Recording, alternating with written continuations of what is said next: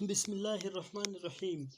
جب حضرت نوح علیہ السلام کشتی بنا رہے تھے تو ایک مومنہ بوڑھی عورت روز اللہ کے نبی کے پاس اپنی گٹھڑی لے کر آتی اور کہتی، اے اللہ کے نبی، کب کشتی روانہ ہوگی؟ حضرت نوح علیہ السلام فرماتے کہ ابھی دیر ہے۔ وہ عورت شام تک بیٹھی رہتی اور پھر اٹھ کر چلی جاتی۔ ایک دن حضرت نوح علیہ السلام نے فرمایا کہ اے عورت، جب جانا ہوا تو تمہیں بتا دیا جائے گا۔ یہ عورت واپس چلی گئی، انتظار کرنے لگی کہ کب حضرت نوح بلائیں گے۔ اس دوران عذاب آ گیا اور کشتی روانہ ہو گئی، لیکن حضرت نوح علیہ السلام نے اس عورت کو نہ بلایا۔ ظاہری طور پر نوح علیہ السلام کو اس کو بلانا بھلا دیا گیا۔ جب طوفان تھما تو ایک دن حضرت نوح علیہ السلام کے دل میں محبت اٹھی کہ شہر کو دیکھوں، جہاں سے چلا تھا وہاں آئے۔ قریب جا کر دیکھا تو ایک جھونپڑی میں دیا جل رہا تھا۔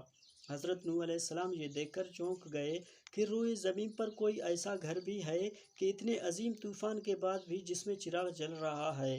انہوں نے وہاں تکبیر بلند کی تو وہ عورت سامان لے کر آ گئی، کہنے لگی، یا نبی اللہ، کیا کشتی تیار ہے، چلیں؟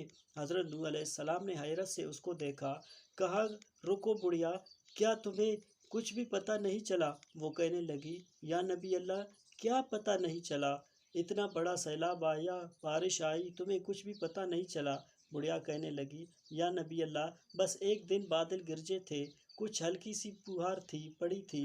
حضرت نوح علیہ السلام نے آسمان کی طرف دیکھنے لگے اور کہا، میرے اللہ، یہ کیا ماجرا ہے؟ اللہ تعالیٰ نے حضرت نوح پر وحی بھیجی کہ اے میرے پیارے نبی، اس عورت کے دل میں چونکہ تمہاری محبت تھی، تم نے اسے پابند کر دیا تھا، چونکہ تمہارا اس سے وعدہ بھی تھا کہ نجات کی کشتی میں اسے لے جاؤ گے، جب کہ تم نے اپنا وعدہ پورا نہیں کیا۔